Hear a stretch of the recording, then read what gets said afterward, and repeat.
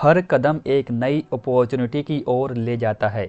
बस हौसला बुलंद रखें और सपनों को हकीकत में बदलने का सफ़र शुरू करें। नमस्कार दोस्तों, स्वागत है आपका एक और नई वीडियो में। और आज की वीडियो बहुत ही एक्साइटिंग होने वाली है सभी लोगों के लिए। जितने भी लोग यहाँ पर जूनियर इंजीनियर का वेट कर रहे थे कि जूनियर इंजीनियर की यहाँ पर कब भर्ती निकल के आएगी, तो फाइनली MPPGCL ने यहाँ पर बिजली विभाग की ओर से जूनियर इंजीनियर की भर्ती निकल के आ चुकी है। और जूनियर इंजीनियर के साथ ही अन्य कई पदों पर यहाँ पर वैकेंसी निकल के आई है।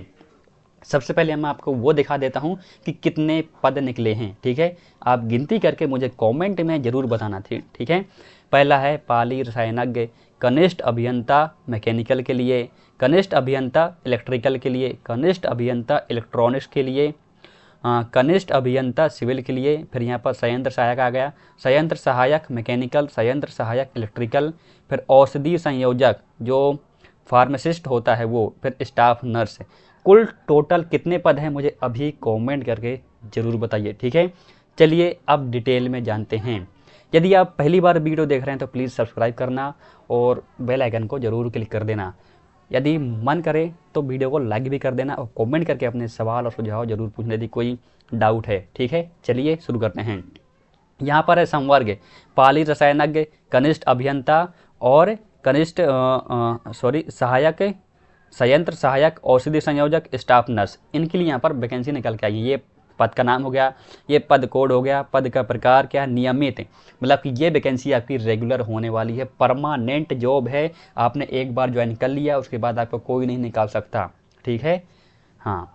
अब श्रेणीवार पदों की संख्या टोटल अगर मैं आपको पदों की संख्या बताऊं तो 191 191 पदों के लिए यहाँ पर भर्ती निकल के आई है। ठीक है, टोटल पदों की संख्या 191 है। तो अब आप यहाँ पर देख सकते हैं कैटेगरी वाइज पूरा दिया हुआ है। अगर मैं पूरा यहाँ पर आपको बताऊंगा तो बहुत टाइम हो जाएगा, इसलिए ये PDF का लिंक मैं आपको टेलीग्राम पर डाल दूंगा और टेलीग्राम का लिंक मैं वीडियो को डिस्क्रिप्शन में डाल दूंगा, तो वहाँ से जाकर के आप आसानी से चेक कर सकते हो और पूरे PDF को पढ़ सकते हो।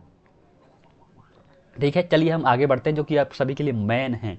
चलिए आगे बढ़ते हैं, पूरा वीडियो जरूर देखने, क्योंकि यहाँ पर बहुत अच्छी अच्छी चीज़ें आपको बताने वाला हूँ कि आपका सिलेक्शन कैसे होगा, एग्जाम पैटर्न किस तरह से आएगा, सिलेबस क्या रहेगा, ये सारी चीज़ें। ठीक है, चयन प्रक्रिया और आपका एग्ज़ाम कैसे होगा, सब कुछ है।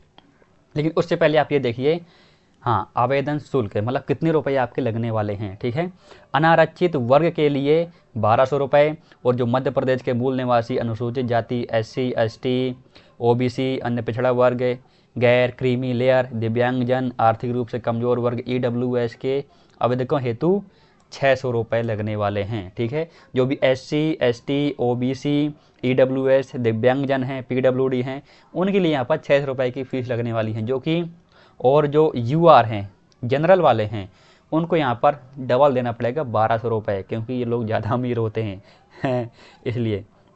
ठीक है, आवेदन कैसे करें ये बहुत ज़रूरी है। आवेदन करने के लिए आपको mpgcl.mp.gov की वेबसाइट पर जाना है और यहीं से ही आपके फॉर्म भरे जाएंगे। अन्य किसी वेबसाइट से आपको फॉर्म नहीं भरना है।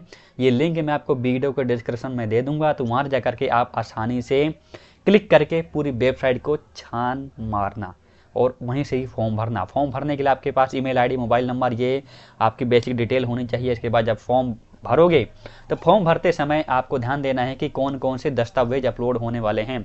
कक्षा 10वीं की अंक सूची, मध्य प्रदेश स्थायी निवासी प्रमाण पत्र मतलब मूल निवासी डोमिसाइल सर्टिफिकेट। ठीक है, जाति प्रमाण पत्र, वो इसलिए क्योंकि यहाँ पर जो आपकी वैकेंसी निकली है ना कैटेगरी वाइज, उनमें छूट चाहिए तो आपको जाति प्रमाण पत्र देना पड़ेगा, SC ST OBC। ठीक है, EWS। आय एवं संपत्ति का प्रमाण पत्र, आपके पास इनकम सर्टिफिकेट है वो आपको लगाना पड़ेगा। यदि आप दिव्यांग हैं तो दिव्यांगता का प्रमाण पत्र लगाना पड़ेगा। ठीक है, हाँ, आगे बढ़ते हैं।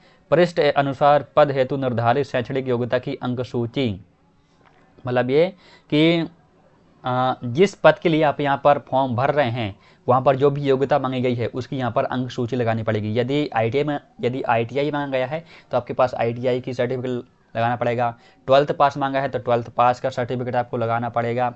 और जो 10th पास है ना, वो तो कंपलसरी है, सभी के लिए 10th आपको सर्टिफिकेट देना ही देना है। यदि आप बीटेक लेवल तक के, जैसे जूनियर इंजीनियर के लिए आप फॉर्म भर रहे हो, तो वहाँ पर आपको बीटेक की डिग्री लगानी पड़ेगी, ठीक है।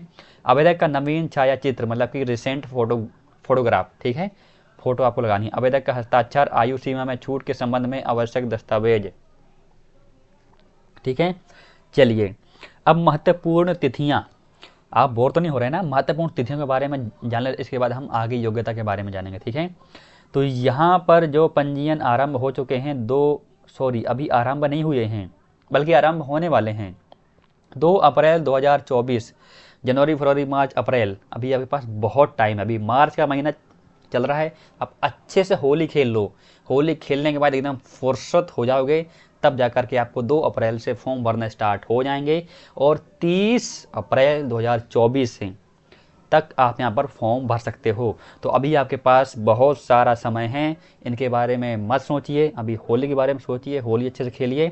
इसके बाद आप ये फॉर्म को आराम से भरना, और इतना टाइम मिल रहा है तो इतने टाइम तक आप क्या करोगे, इतने टाइम तक क्या करोगे, पहली चीज़ आपको होली के बारे में सोचना, अच्छे से होली खेलना है, नोटिफिकेशन को अच्छे से पढ़ना है, चयन प्रक्रिया किस टाइप से होनी है, कौन कौन सा सिलेबस है, कौन कौन से सब्जेक्ट आने वाले हैं, ये सब का आपको यहाँ पर टाइम टेबल बना लेना है। यदि आप वाकई में एग्ज़ाम फॉर्म भरने वाले हो और आपको पास करना है, जूनियर इंजीनियर बनना है, तो आपको ये चीज़ें करनी पड़ेगी, ठीक है, टाइम टेबल बनाना पड़ेगा। चलिए आगे बढ़ते हैं, आगे क्या क्या दिया हुआ है। हाँ भैया, यहाँ पर दिया है आवश्यक शैक्षणिक योग्यता, जो ये पाली रसायनज्ञ पद का नाम बता रहा हूँ, पद कोड है, तो आप अच्छे से समझना। देखिए यहाँ पर मैं बता रहा हूँ, जितने भी यहाँ पर पद हैं, 9 पद हैं, उन सभी के लिए AICTE और UGC से मान्यता प्राप्त आपकी यूनिवर्सिटी होनी चाहिए, और उसी से आपका डिग्री, डिप्लोमा, ITI ये होना चाहिए, ठीक है, ध्यान रखना। इसलिए ज़्यादा सोचना मत। जो आप देख सकते हैं पर AICTE UGC द्वारा मान्यता प्राप्त विश्वविद्यालय संस्थान से नियमित MSc रसायन स्नातकोत्तर डिग्री, ठीक है, पाली रसायनज्ञ के लिए आप समझना। जो अनारक्षित वर्ग के स्टूडेंट हैं उनके लिए 65% मार्क्स से डिग्री में होने चाहिए, सर्टिफिकेट में, और जो रिजर्व कैटेगरी के उनके पास 60% होना चाहिए, ठीक है। आगे हम बढ़ते हैं। कनिष्ठ अभियंता, जूनियर इंजीनियर मैकेनिकल के लिए मैकेनिकल की डिग्री होनी चाहिए आपके सभी के पास, AICTE से मान्यता प्राप्त होनी चाहिए, BTech डिग्री और डिप्लोमा मांगा गया है यहाँ पर, ठीक है। बाकी ये अनारक्षित, ये आप नोटिफिकेशन में अच्छे से पढ़ लेना। जितने भी यहाँ पर इलेक्ट्रिकल हो, सिविल हो, मैकेनिकल हो, इलेक्ट्रॉनिक हो, सबके लिए यहाँ पर उसी स्ट्रीम की डिग्री मांगी गई है, और वो भी AICTE और UGC से मान्यता प्राप्त विश्वविद्यालय से आपके पास डिग्री होनी चाहिए। और यहाँ पर जो अनारक्षित, जो मतलब कि आपके पास कितने मार्क्स होने चाहिए, तो अनारक्षित वालों के लिए 65% है, और आरक्षित वालों के लिए 60% है। और यहाँ पर एक चीज़ और दिया हुआ है, जो आर्थिक रूप से कमजोर एवं दिव्यांगजन हैं उनके लिए यहाँ पर 55%, ये सभी के लिए है। यहाँ पर जो 9 वैकेंसी हैं, 9 टाइप की जो पद हैं, सभी के लिए यहाँ पर यही मांगा गया है, ठीक है। थोड़ा हम नीचे आते हैं और ये संयंत्र सहायक के लिए बात कर लेते हैं। इसमें क्या क्या मांगा गया है।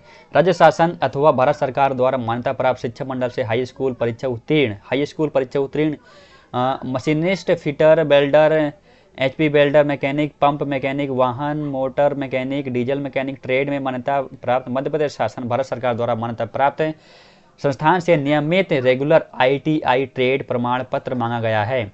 और अगर आप देखेंगे मार्क्स कितने हैं, तो अनारक्षित के लिए 65 है, आरक्षित के लिए 60%, और जो दिव्यांगजन हैं, आर्थिक रूप से कमजोर हैं, उनके लिए यहाँ पर 60% मांगा गया है, ठीक है। सेम ये भी है इलेक्ट्रिकल के लिए, सहायक संयंत्र के लिए। और हाँ, अब यहाँ पर बात कर लेते हैं औषधि संयोजक, फार्मासिस्ट। राज्य शासन द्वारा भारत सरकार द्वारा मान्यता प्राप्त शिक्षा मंडल से उच्चतर माध्यमिक परीक्षा 10+2 मतलब 12th पास, शिक्षा पद्धति 12वीं, विज्ञान संकाय मतलब कि विज्ञान मतलब PCM परीक्षा उत्तीर्ण तथा राज्य शासन द्वारा प्राप्त भारत सरकार द्वारा मान्यता प्राप्त विश्वविद्यालय संस्थान से भेषजज्ञ फार्मेसी में नियमित डिप्लोमा डिग्री होना कंपलसरी है, ठीक है। फार्मेसी से आपकी डिग्री या डिप्लोमा होना चाहिए। और मार्क्स सभी के लिए सेम है, अनारक्षित के लिए 65, आरक्षित के लिए 60 और जो अति कमज़ोर है दिव्यांगजन उनके लिए 60। ठीक है। स्टाफ नर्स 10+2 वही सेम चीज़ मांगा गया है। नर्सिंग में आपका बीएससी होना चाहिए नर्सिंग से। जनरल नर्सिंग एवं ज्येष्ठ प्रसूति विज्ञान पाठ्यक्रम उत्तीर्ण। ठीक है, ये सारी चीज़ आपके पास होनी चाहिए। चिंता मत करिए, पीडीएफ मैं पूरा टेलीग्राम चैनल पर डाल दूंगा, तो वहाँ से आप अच्छे से रीड कर लेना। अगर आप बोर हो रहे हैं तो मुझे नीचे कमेंट करके ज़रूर बताना, मैं उसका रिप्लाई नहीं दूंगा। ठीक है। हाँ, जो 00 जो पद कोड 1 है, जो पाली रसायनज्ञ है, जो 001 कोड है, उसके लिए उम्र मांगी गई है 21 वर्ष। जो जूनियर इंजीनियर सहायक संयंत्र हैं उनके लिए यहाँ पर मिनिमम एज 18 वर्ष। और आप यहाँ देख सकते हैं अधिकतम आयु सीमा, तो आप कैटेगरी वाइज देख सकते हैं किसको कितनी उम्र में आना है। पुरुष आवेदक अनारक्षित मध्य प्रदेश के मूल निवासी 40 वर्ष और अन्य राज्य के 40। ठीक है। महिला आवेदक अनारक्षित 45 और अन्य राज्य के लिए 40 ही है। यहाँ पर आप देख सकते हैं पूरा टोटल यहाँ पर दिया हुआ है। ठीक है। आयु सीमा में छूट, आवश्यक निर्देश आप अच्छे से देखना। कोई अगर कोई खिलाड़ी है, आरक्षण है, तो आप यहाँ से अच्छे से देख सकते हो। आप बोर तो नहीं हो रहे ना? अपने सपनों को ऐसे मत जाया करो, उनको अच्छे से रीड करो। चलिए अब हम बात कर लेते हैं कि आपका चयन प्रक्रिया किस टाइप से होगी, क्योंकि ये बहुत ज़रूरी है। ठीक है, तो तैयार हो जाइए। सबसे पहले आपको ऑनलाइन फॉर्म भरना है। आवेदन का संबंधित पद का चयन कंप्यूटर आधारित परीक्षा सीबीटी में प्राप्त अंकों के आधार पर किया जाएगा। मतलब कि जो भी आप यहाँ पर टेस्ट दोगे उसकी एक मेरिट लिस्ट बनाई जाएगी। और कंप्यूटर परीक्षा में 100 प्रश्नों की होगी, जिसमें प्रत्येक प्रश्न 1 अंक का बहुविकल्पीय होगा। परीक्षा में 75 प्रश्न संबंधित विषय पर, मतलब संबंधित विषय पर। यदि आप इलेक्ट्रिकल से हैं तो इलेक्ट्रिकल में जितने सब्जेक्ट आते हैं, मतलब 75 प्रश्न टेक्निकल होंगे। और शेष जो 25 प्रश्न है वो सामान्य ज्ञान, अभिरुचि, तार्किक योग्यता, जो जीके, जीएस, एप्टीट्यूड होता है, ये सारी चीज़ें होंगी। परीक्षा की अवधि 2 घंटे की होगी। परीक्षा में अभ्यर्थी द्वारा दिए गए गलत उत्तर का नकारात्मक अंकन नहीं होगा, मतलब यहाँ पर नेगेटिव मार्किंग नहीं होने वाली है। तो आप सभी के लिए बहुत अच्छी अपॉर्चुनिटी होने वाली है। ठीक है, मैंने आप सभी को बता दिया है कि जो आपको फॉर्म कैसे भरना है। इस वेबसाइट पर जाकर के आप फॉर्म भर सकते हो, वो भी 2 अप्रैल से। और जो आप यहाँ पर डॉक्यूमेंट दोगे वो डॉक्यूमेंट तैयार रखना जब आपका डॉक्यूमेंट सत्यापन होगा। ठीक है, आगे मैं आपको बता दूंगा जो भी वो चीज़ होंगी। तो सारी चीज़ें यहाँ पर मैंने आप सभी को बता दी हैं। यदि कुछ रह जाता है तो आप मुझसे कमेंट करके ज़रूर पूछना। ठीक है, हम जल्दी जल्दी ऊपर बढ़ते हैं।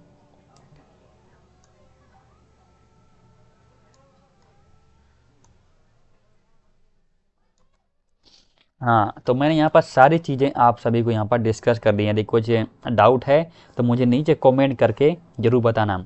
कभी हार मत मानिए, क्योंकि हार नहीं मिलने वालों को कभी ना कभी हार ही होती है।